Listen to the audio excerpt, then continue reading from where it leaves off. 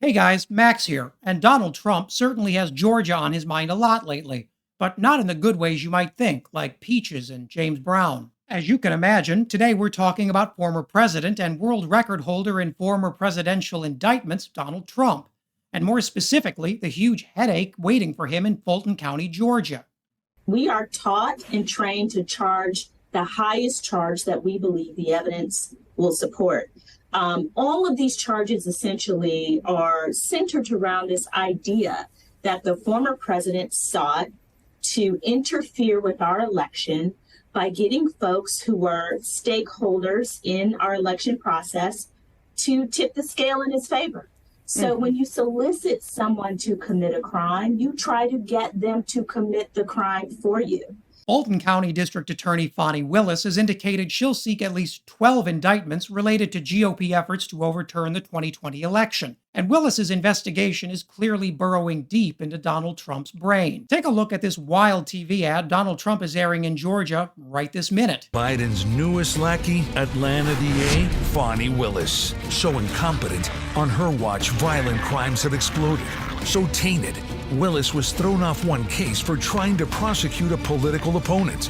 So corrupt, Willis got caught hiding a relationship with a gang member she was prosecuting. So dishonest, Willis was accused of creating a fake subpoena. Welcome to the Fraud Squad. I'm Donald J. Trump, and I approve this message. And while that's bizarre, it's hardly the weirdest thing Donald Trump's been up to this weekend. The former president went on a pretty epic Truth Social bender, where he posted a slew of lies and smears against Fani Willis directly. In his post, Trump calls Willis a severely underperforming DA, and repeats the baseless rumor that Willis had an affair with a gang member. And it's no coincidence that Trump is leaning so heavily on that unproven rumor, because he knows what his base thinks about black women in positions of power.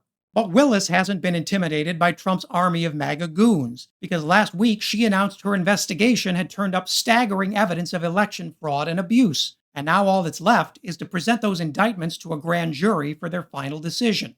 And hey guys, while I've got you here, remember to like and subscribe to the channel. We've grown so much just in a couple of weeks, and it's really thrilling to see how engaged you are. I'm reading almost every comment, even the mean ones. So if you have any feedback or questions, leave a comment and I'll try and respond. But thank you so much again, and remember, subscribe if you like the content. But what exactly is in Fani Willis's indictments? We don't know for sure because they're obviously kept secret, but Willis has shared some of the evidence she'll be presenting to a grand jury. And guys, I have honestly never seen anything like it. Willis makes the case that Trump and his cronies did more than just try to pressure Georgia's Secretary of State to find 11,000 votes. In fact, it was Trump-connected crooks who actually accessed voting machine software in clear violation of state law. Yeah, you heard that right. All that election fraud Republicans keep talking about? It turns out they may be one of the biggest perpetrators of election fraud in American history. That's not exactly the Medal of Honor, is it? But listen, that's a huge accusation, and it bears some investigating. How did Willis know Trump's people were trying to break into voting machines? Well, as it turns out, the Trump crew's love of texting is likely what did them in, because the DA's office has all of those messages in its records. If I wouldn't get immediately copyright flagged, I'd have thrown up that clip of Stringer Bell from The Wire explaining why you never take notes on a criminal conspiracy. So put on your film noir detective hats, because this is where Trump and his team get into the really big crimes. We know Trump was busy leaning on every Republican in Georgia to voice his concerns about election fraud. But in Coffee County, he seems to have finally found some idiots willing to go to jail for him. What we're hearing from Coffee County is one of several kind of threads that DA Willis could be looking at when it comes to what charges she could bring against former President Trump or any of his allies. So you have Coffee County, a Republican-leaning county. On the surface, you would think, why would Trump be concerned about the voter data there? It's not a county where he feels like he should have won and he didn't. He carried Coffee County.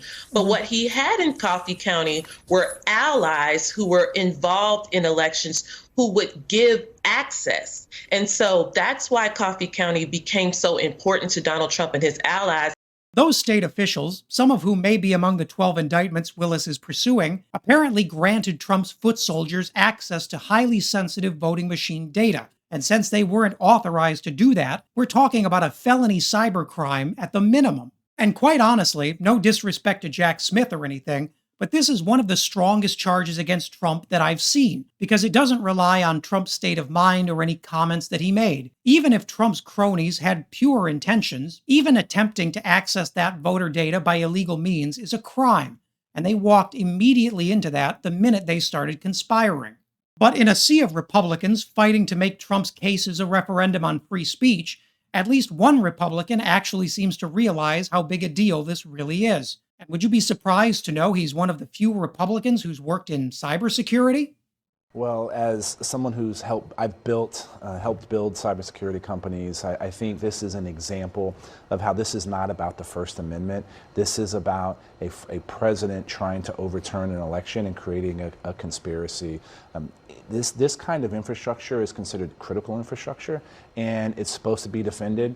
The Trump team tried to get access in other places, and they went through the legal process, and courts gave access to some of the information. In this case, they weren't getting it, so they tried to take it themselves. Nothing to see here, just Donald Trump trying to get his buddies to hack into critical U.S. election infrastructure to feed his insane conspiracies. So, in the process of this whole whatever it is, Trump and his clumsy gang of crooks may have stumbled right into an organized crime case. At least, that's the opinion of Emory law professor and racketeering law expert Morgan Cloud. That's because in Georgia, anti-organized crime laws like RICO, the Racketeer Influenced and Corrupt Organizations Act, actually go a lot further than the federal law it's based on.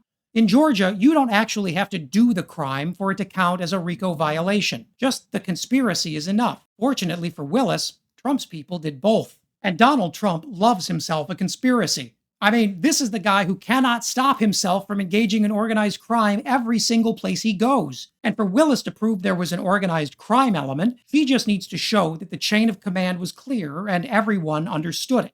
That's bad news for Trump, because his guys wrote all of that criminal evidence down in text messages and emails. At this point, Willis doesn't even need that bombshell phone call that Trump made to Raffensperger. The coordinating text messages are more than enough. It's also terrible news for Rudy Giuliani, who, as the lead man for Trump's Georgia efforts, is almost certain to earn himself an indictment.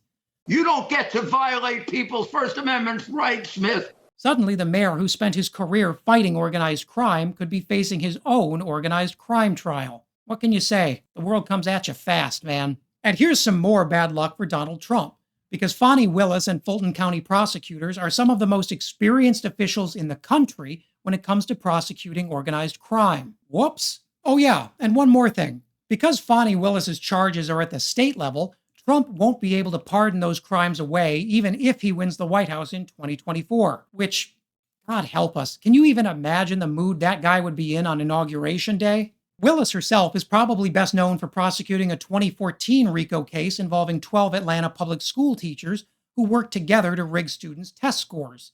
At the time, it was one of the biggest cheating scandals in American educational history.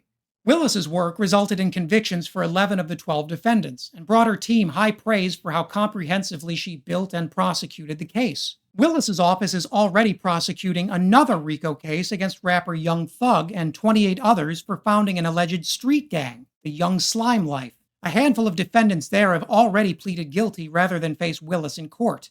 That should send you a message. What's clear is that Willis is fighting on ground she knows well, and no one in Georgia has more experience mapping out the often complex web of organized crime power quite like Fulton County. That's one reason Republicans are already asking for a change of venue for any future trial. Fani Willis represents everything the GOP hates.